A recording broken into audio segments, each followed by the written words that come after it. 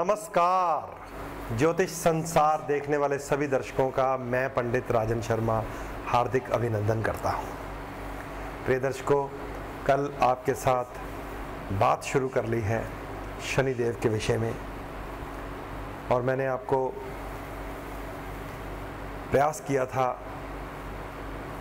ये बात साझी करने का कि शनि ग्रह के विषय में जानने से पहले हमें शनिदेव की मानसिकता को समझना होगा। शनि को एक कठोर ग्रह कहा गया है, शनि को कष्ट देने वाला ग्रह कहा गया है। ज्योतिष में शनि को सेवक ग्रह कहा गया है, नौकरी करने वाला ग्रह, पत्थर तोड़ने वाला ग्रह, दंड भुगतने वाला ग्रह, जेल की यात्रा करने वाला ग्रह, लोहे के जैसा सख्त ग्रह कहा गया है शनिदेव को। इसके पीछे शनिदेव के साथ जुड़ी हुई वो कथा है जो वैसे तो मैं जानता हूँ कि हम भारतवासी हैं, हम अपने वेदों में, पुराणों में, हमें अपनी मैथोलॉजी में, अपने ग्रंथों में बड़ा विश्वास है, यकीन है।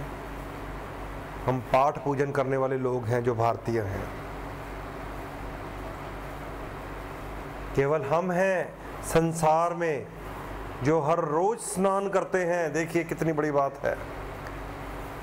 ओनली वी इंडियंस, हम भारतीय हर रोज सुबह उठकर स्नान करते हैं और अपनी दिनचर्या शुरू करने से पहले अपने इष्ट के प्रति नतमस्तक होते हैं। कोई ईश्वर, कोई अल्लाह, कोई वाहेगुरु, कोई भगवान, कोई प्रभु, कोई किसी भी प्रकार से हम भारतीय हैं जो भगवान के नाम की श्रद्धा अपने मन में ज्योत के रूप में जगा कर रखते हैं। और हम भारतीय हैं, हमारा बच्चा बच्चा अपने वेदों को, पुराणों को, कथाओं को, घटनाओं को जानता है।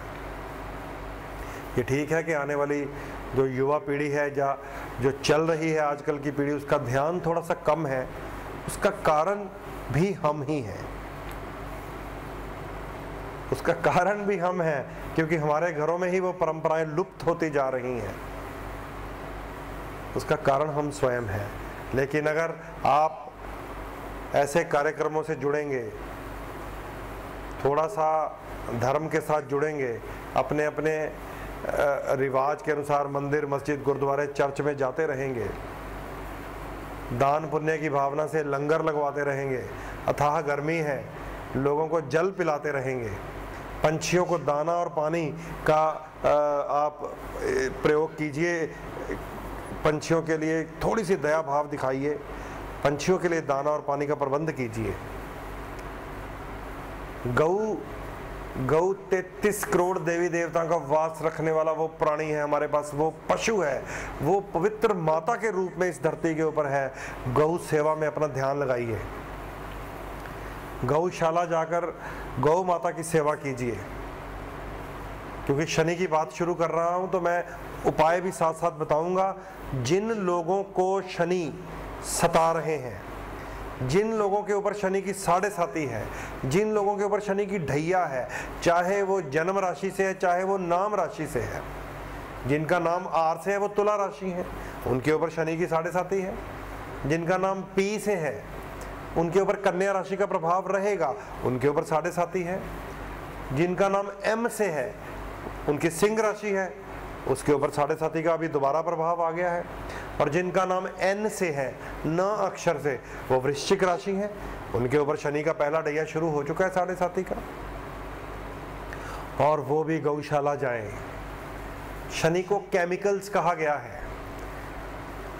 गौ माता की सेवा में अगर हम दवाई दान करें, दवाई नोट कर लीजिए प्रिय मित्रों, गौशाला जाकर उस मासूम पशु के लिए जो हमें दूध, जो हमें गोबर, जो हमें गौमूत्र के रूप में अमृत प्रदान करती है, अगर उसकी सेवा में हम चारा तो रोज डालते हैं, तूड़ी तो हम रोज डालते हैं, लेकिन गऊ के स्वास्थ्य के लिए अगर हम दवाइयाँ दान करें, इंजेक्शन दान करें, इंजेक्शन की सिरिंज दान करें, ऑपरेशन के इंस्ट्रूमेंट जो लोहे के होते हैं दान करें, तो निश्चित रूप से शनि देव के क्रोध से हमें छुटकारा मिलता है।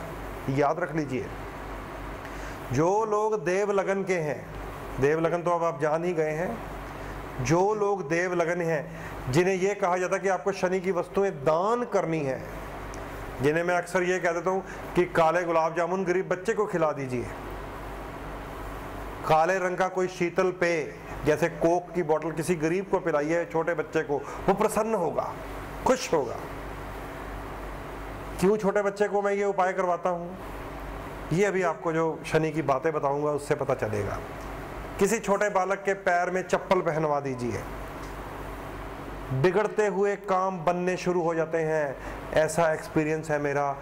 किसी गरीब छोटे बालक के पाँव में चप्पल डलवा दीजिए। आजकल तो यूं ही चिलचिलाती गर्मी पैरों को जला रही है। और शनि देव तेल के साथ संबंध रखते हैं, तेजाब के साथ संबंध रखते हैं, केमिकल्स के साथ, ऑयल्स के साथ, अल्कोहल के साथ संबंध रखते हैं। इसलिए दवाई का दान करना, वो भी गौशाला में दान करना, उससे पवित्र और कोई दान नहीं है। गौ को तो शुक्र माना गया है, गौ को तो कामधेनु माना गया है। कामधेनु जो हमारी काया ही पलट सकती है अगर गौ की सेवा में हम चले जाएं। तो ये बहुत ही वास्ट सब्जेक्ट है। हर दान का, हर पुण्य का आपस में लिंक है। तो देव लगन वालों को तो ये संदेश है मेरा कि आप जब भी गौशाला में जाएं तो शनि देव के लिए दवाइयों, माफ़ कीजिएगा, गौ माता के लिए दवाइयों का प्रबंध करें ताकि शनि देव के क्रोध से बच सकें और गौ माता का आशीर्वाद प्राप्त करेंगे तो घर में सुख शांति रहेगी। प्राचीन समय में तो गोबर को लेप दिया जाता था, घर की दहलीज के ऊपर भी, और घर की रसोई में भी गोबर का लेप इस्तेमाल किया जाता था कि लक्ष्मी का वहाँ वास हो।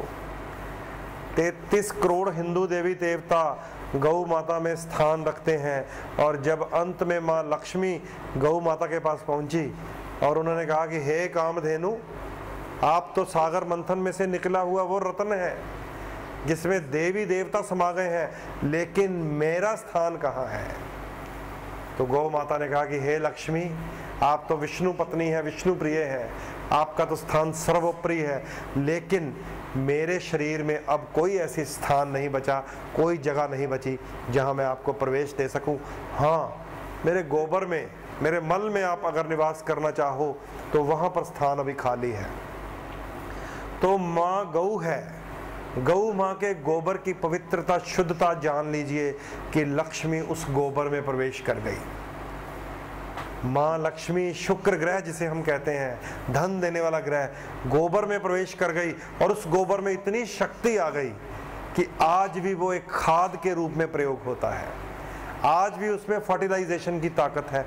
आज भी उसमें वो शक्ति है कि अगर सौंधी सौंधी मिट्टी में गोबर की खाद डाल दी जाए तो वनस्पतियां फूट पड़ती हैं, महालक्ष्मी वहां पर प्रसन्न हो जाती है। तो गोबर में माँ लक्ष्मी का वास है। तो ये सारी जो अपनी ग्रंथीय घटनाएं हैं, ग्रंथों की बातें हैं, कथाएं हैं, इन्हें समझें, फिर आपको उपाय करने में आनंद आएगा, श्रद्धा जागेगी। आप भाग भाग कर शौक से गौशाला जाएंगे, आप भाग भाग कर आदर से, श्रद्धा से, शौक से जाएंगे फिर उपाय करने। ये थोड़ी है कि ओहो आज पंडित जी ने बताया था नारियल चढ़ाना है, माँ काली को जाना पड़ेगा, आज घास डालने जाना पड़ेगा, ऐसे नहीं।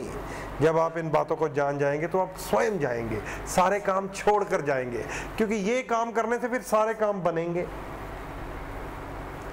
जब हम सारे काम, सारे जरूरी काम तक छोड़कर इस दान पुण्य की भावना को मन में जगाकर उपाय के रूप में करने जाएंगे तो फिर सारे काम बनेंगे।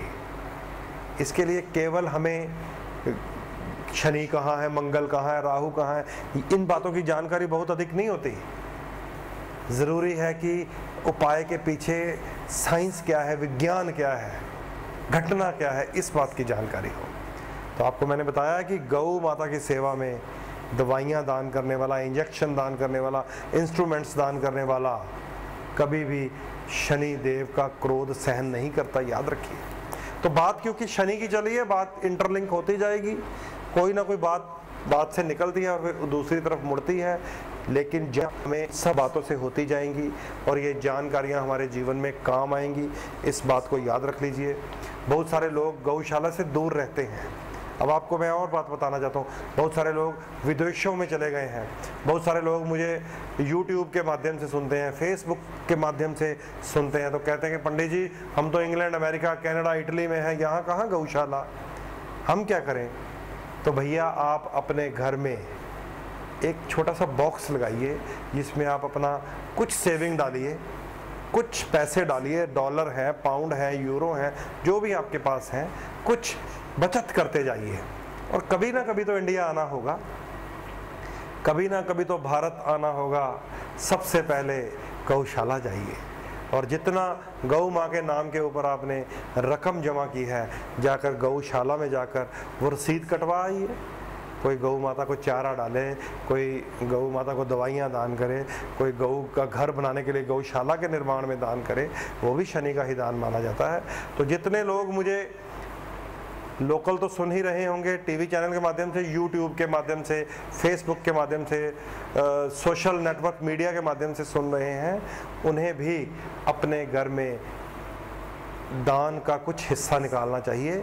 और ये दसबंद मैं अपने अकाउंट में नहीं डालने वाला, मैं कोई वो बाबा नहीं हूँ कि आप दसबंद मुझे दीजिए और स्वयं समोसे खाइए लाल या हरी चटनी के साथ। नो, गौ माता के लिए दसबंद निकालिए, आपके जीवन में वो खुशियाँ आएंगी, वो शांति आएगी, शायद जब आप स्वयं महसूस करेंगे तो जानेंगे कि इन बातों में, इन उपायों में कितना दम है।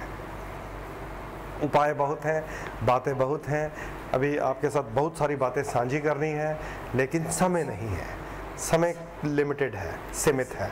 तो समय आज फिर समाप्ति की ओर है। दर्शकों, बात चाहे शनिदेव की शुरू हुई है, दान पुण्य में जरूर जाइए, गौ माता की सेवा कीजिए। बातें शुरू कर ली हैं तो शुरू होंगी और लंबी चलती जाएंगी। कल शनिदेव की बातें करेंगे, लेकिन याद रखिए तारा आज डूबा हुआ है। 5 जून से लेकर 11 जून तक शुक्र अस्त है, किसी भी प्रकार का शुभ कार्य वर्जित रहता है। और 4 अगस्त तक शनिदेव की स्थिति असंतुलन भरी है। राहु केतु हमें खूब सताते हैं जब शनिदेव असंतुलन भरी स्थिति में होते हैं। इसलिए इन दिनों में जन्मपत्री दिखाकर उपाय करना अधिक लाजमी होता है। अपनी त्रिशक्ति त्रिकोण को धारण करके अपने योगकारी ग्रहों को मजबूत करके रखना चाहिए। अपने लगन, पंचम और नवम के रंगों को, रत्नों को, मंत्रों को, यंत्रों को और त्रिशक्ति लॉकेट के रूप में पहनकर रखना चाहिए, ताकि हमारे योगकारी ग्रह स्ट्रांग रहें। इन सब जानकारियों को आप प्राप्त कर सकते हैं मुझसे मिलकर। स्क्रीन पर मेरा नंबर आ रहा है, उस पर आप डायल कीजिए, अपॉइंटमेंट लीजिए। दोपहर 2 से 4 और शाम 5 से 7, जैसा भी आपको टाइम सेटल करके दिया जाए, आप मुझसे मिल भी सकते हैं। बस यही संदेश देता हुआ अपनी वाणी को विराम लगाता हूँ। नमस्कार।